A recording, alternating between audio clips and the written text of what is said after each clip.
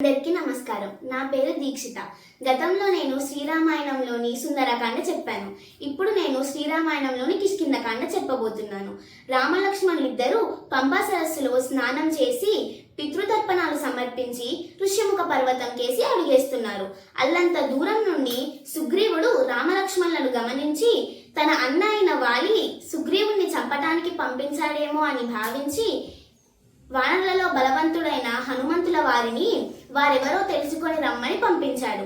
హనుమంతుల వారు బ్రహ్మచారి వేషం ధరించి రామలక్ష్మణుల దగ్గరికి వెళ్ళి వారి వివరాలు తెలుసుకున్నాడు. చివరిలో లక్ష్మణుడు, మేము సుగ్రీవుడి స్నేహం కోసం వచ్చాము, సుగ్రీవుడి స్నేహం మాకిప్పుడు ఎంత అవసరం అంటాడు.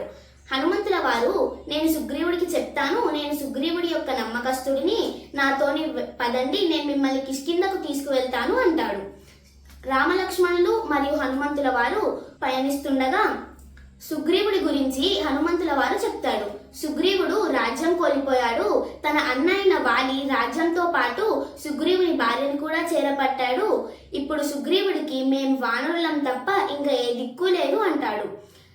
మీ ఇద్దరి చెలిమి లోక కళ్యాణానికే అంటూ సుగ్రీవుడి దగ్గరికి రామలక్ష్మణులు ఇద్దరిని తీసుకొని వెళ్తాడు.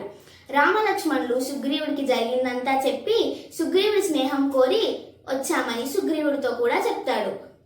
దాని తర్వాత సుగ్రీవుడు రామలక్ష్మణులతోటి స్నేహం చేస్తాడు. సుగ్రీవుడితోటి స్నేహం కుదిరిన తర్వాత శ్రీరాముడు వాలి వద్దకు శ్రీకారం చుట్టాడు. సుగ్రీవుడు వాలి ముందుకు వెళ్ళి యుద్ధానికి రా అంటూ యుద్ధాన్ని ప్రకటించాడు. వాలి సుగ్రీవుల మధ్య ఘోర యుద్ధం జరుగుతుంది. అంతకంతకు వాలి ముందు నిలబడటం సుగ్రీవుడికి కష్టమైపోయింది. పరిగెత్తుకుంటూ శ్రీరాముడి దగ్గరికి వచ్చి, రామ, నువ్వు ఒక్క బాణంతోటి వాలిని నేల కూర్చుతావనుకుంటే ఇంత ఆలస్యం ఏమిటి అని అడిగాడు. అప్పుడు శ్రీరాముడు, మీరిద్దరు కవలలు కావటంతో గుర్తుపట్టలేకపోతున్నాను, నువ్వేదో ఒక గుర్తు ధరించుకొని మళ్ళీ తలపడు అంటుండగా సుగ్రీవుడు గజమాల ధరించి మళ్ళీ తలపడతాడు. ఒక చెట్టు చాటు నుండి రాముడు సూటిగా వాలి రొమ్ములోకి బాణం వేస్తాడు. వాలి నేల కూరుగుతూ, రామ, నువ్వు సత్యవాదివి, ధర్మపరుడివి కదా, మరి అలా అధర్మంగా బాణం ఎలా వేస్తావు అని అడిగాడు. అప్పుడు శ్రీరాముడు, అక్రమంగా తమ్ముడి రాజ్యాన్ని చేరపట్టడం అధర్మం కాదా, తమ్ముడి భార్యను చేరపట్టడం అధర్మం కాదా, అధర్మాన్ని అధర్మంతోటే జయించాలి, అదే రాజనీతి అని చెప్పి వాలి రొమ్ములో ఉన్న బాణాన్ని బయటికి తీస్తుండగానే వాలి చనిపోతాడు. దాని తర్వాత కిష్కింధకు సుగ్రీవుడిని రాజుగా పట్టాభిషేకం చేస్తారు. సుగ్రీవుడు సీత అన్వేషణ కోసం వానరులను తయారు చేస్తాడు. వానరులందరూ సీతాన్వేషణకై నడుం బిగిస్తారు. 4 దిక్కులు 4 నాయకులతోటి సీతాన్వేషణ మొదలు పెడతారు. వానరులందరూ ఎంత వెతికినా సీతమ్మ దొరకలేదు, సీతమ్మ జాడ తెలియలేదు. అంగదుడి నాయకత్వంలో ఉన్న వానరులలో జాంబవంతుడు, హనుమంతుల వారు, నల, నిల, మైందుడు వీరందరూ ఉన్నారు.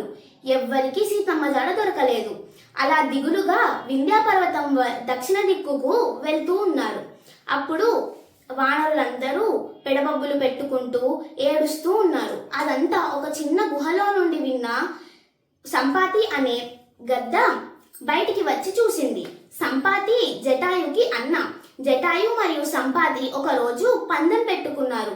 సూర్యకిరణాల వరకు ఎవరు వెళ్తారో వారిదే విజయం అనుకుంటూ. వెళ్తుండగా సూర్యకిరణాల తాపం పెరిగిపోతుంది.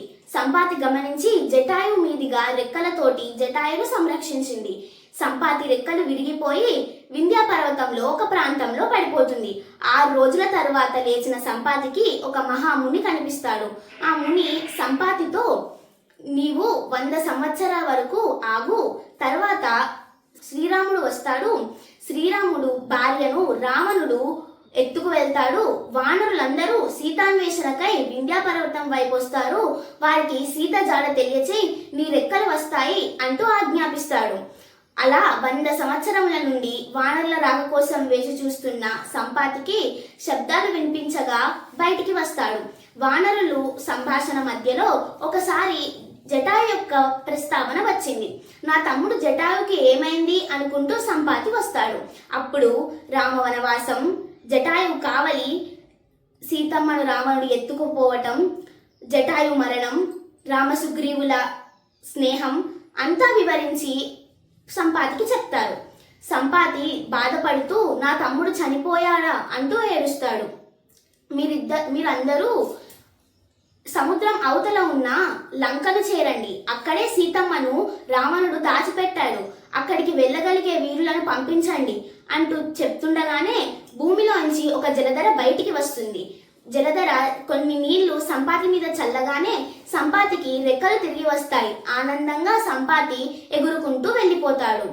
వానరులకు సీతమ్మ జాడ తెలిసింది, కానీ అది నిజమో కాదో తెలియడం ఎలానో వారికి అర్థం కాలేదు.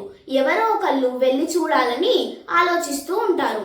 అంగదుడు నేను వెళ్తాను, ఇంకా నేను తప్ప ఎవరూ వెళ్ళలేరు అనుకుంటూ ఉండగా జాంబవంతుడు వచ్చి హనుమంతుల వారిని పంపిద్దాం, హనుమంతుడికి తన శక్తిని మనం గుర్తు చేస్తే తప్ప గుర్తురాదు, హనుమంతుడికి నేను చెప్తాను, మనం హనుమంతుడికి చెప్పి హనుమంతుడినే పంపిద్దాము, రాముడు కూడా హనుమంతుడే సీతజాడ తెలుసుకోగలుగుతాడని హనుమంతుల వారికి ఉంగరం ఇచ్చాడు కదా, హనుమంతుడిని పంపించడమే మంచిది అని అంగదుడికి చెప్పి హనుమంతుల వారి దగ్గరికి వెళ్తాడు.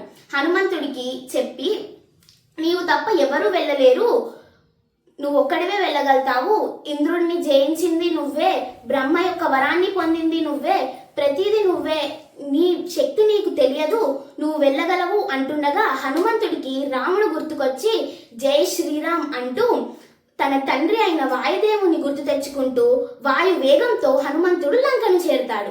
ఆ విధంగా హనుమంతుడు లంకను చేరటంతో కిష్కింధకాండ పూర్తవుతుంది. ధన్యవాదాలు.